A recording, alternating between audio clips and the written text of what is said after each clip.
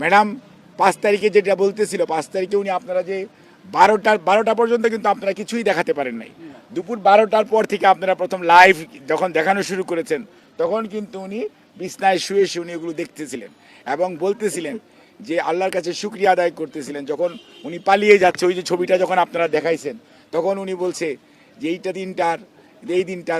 দেখার খুব প্রয়োজন ছিল। তবে উনি আবার কতগুলো জিনিস অবজারভেশন ছিল, যখন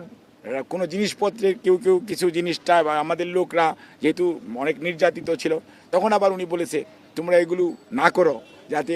কেউ কাউকে কোনো প্রতিহিংসা পরায়ণ না হয়, যেটা আপনি পরবর্তীতে একদিন পরে উনি যে ভিডিওটা দিয়েছিলেন,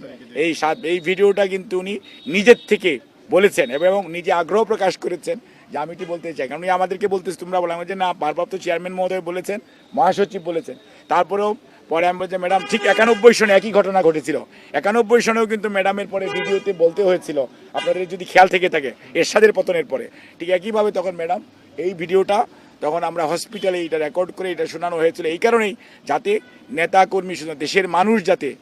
কোনো অবস্থাতে আইন নিজের হাতে তুলে না দেয় এবং কোনো ধরনের প্রতিহিংসা পরায়ণতার মধ্যে আমরা যাতে না পড়ে আগের যে ঐতিহ্য সেটা আমরা ধারণ করতে চাই না, আমরা প্রতিহিংসা চাই না, আমরা আইনানুগ বিচার হোক সেটা চাই। এবং উনি এই পরিবর্তিত পরিস্থিতিতে উনি সত্যিকার অর্থে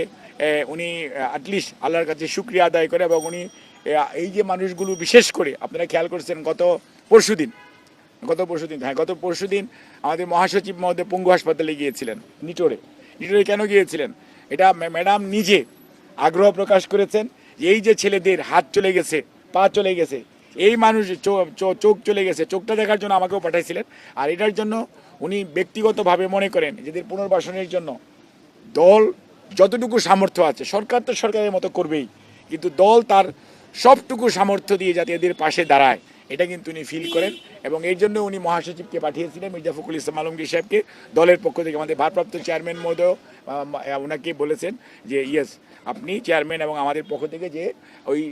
সেই রুগীদের পাশে দাঁড়ানোর ব্যাপারে, এবং আমরা প্রত্যেকটা রুগীকে আশ্বস্ত করার চেষ্টা করেছি যে আপনাদের পুনর্বাসনের ব্যাপারে শুধু আপনারা নন, আপনাদের পাশে দেশের মানুষ আছে, বাংলাদেশ জাতীয়তাবাদী